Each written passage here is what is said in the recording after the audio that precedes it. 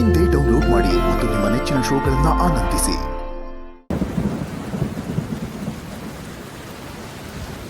ಸಮಾಧಾನ ಮಾಡ್ಕೋ ಗೆಳೆಯ.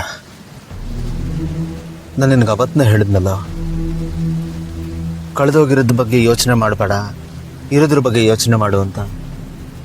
ಇಲ್ಲಾಂದ್ರೆ ಹೀಗೆ ಕೊರಗ್ತಾನೆ ಇರಬೇಕಾಗತ್ತೆ. ಇಲ್ಲ ಗೆಳೆಯ, ಹಾಗಾಗಬಾರ್ದು. ಇನ್ನು ಖುಷಿಯಾಗಿರ್ಬೇಕು, ಸಂಭ್ರಮಿಸ್ಬೇಕು.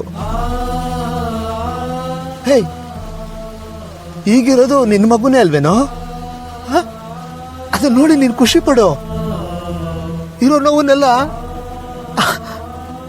ಆ ಮಗುವನ್ನು ನೋಡಿ ಮರ್ತು ಬಿಡಪ್ಪ ಪ್ಲೀಸ್ ಗೆಳೆಯ.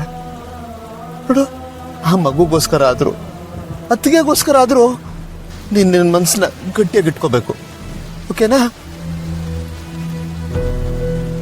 ಎಷ್ಟೇ ಪ್ರಯತ್ನ ಪಟ್ಟರು ಮರೆಯೋದಕ್ಕೆ, ಮರೆತು ಮುಂದೆ ಹೋಗೋದಕ್ಕೆ ನನ್ನ ಕೈಲಿ ಆಗ್ತಾ ಇಲ್ಲ ಕಣ. ಎಲ್ಲರ ಜೊತೆಗಿದ್ದಾಗ ಹೇಗೋ ನಡೆದೋಗುತ್ತೆ, ಮೈಂಡ್ ಕೂಡ ಡೈವರ್ಟ್ ಆಗುತ್ತೆ. ಬಟ್ ಒಬ್ಬನೇ ಇದ್ದಾಗ ಆ ಮಗು ಮುಖ ನನ್ನ ಕಣ್ಮುಂದೆನೇ ಬರುತ್ತೆ ಕಣ. ಈ ಕೈನಲ್ಲಿ ಎತ್ತಿಡ್ಕೊಂಡಿದ್ದೆ ಆ ಮಗುನ, ನನಗದೇ ನೆನಪಾಗುತ್ತೆ. ನನ್ನ ಮೊದಲನೇ ಮಗು ಅದು. ನಾನು ಅದನ್ನು ನೋಡಿದ್ದು, ಆ ಫೀಲಿಂಗು ಹೇಗೋ ಮರೀಲಿ ಅದನ್ನ. ನಾನು ಮರಿಬೇಕು ಅಂದ್ರು ಮತ್ತೆ ನೆನಪಾಗುತ್ತೆ ಕಣ.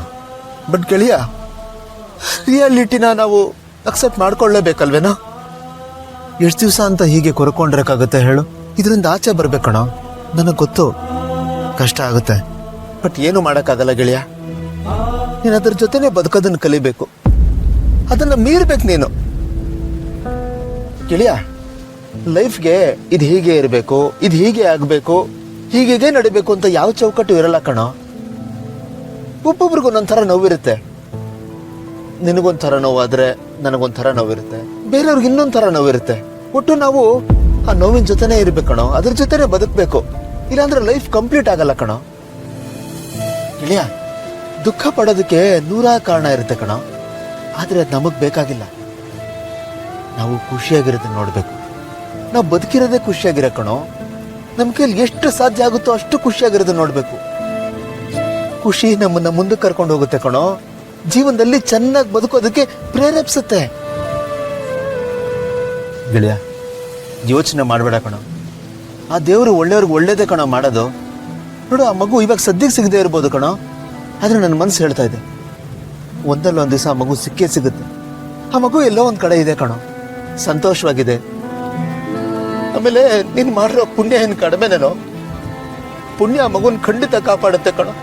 ಆ ಮಗು ಒಂದಲ್ಲ ಒಂದ್ ದಿವಸ ನಿನಗೆ ಸಿಕ್ಕೇ ಸಿಗುತ್ತೆ, ಆ ನಂಬಿಕೆ ನನಗಿದೆ.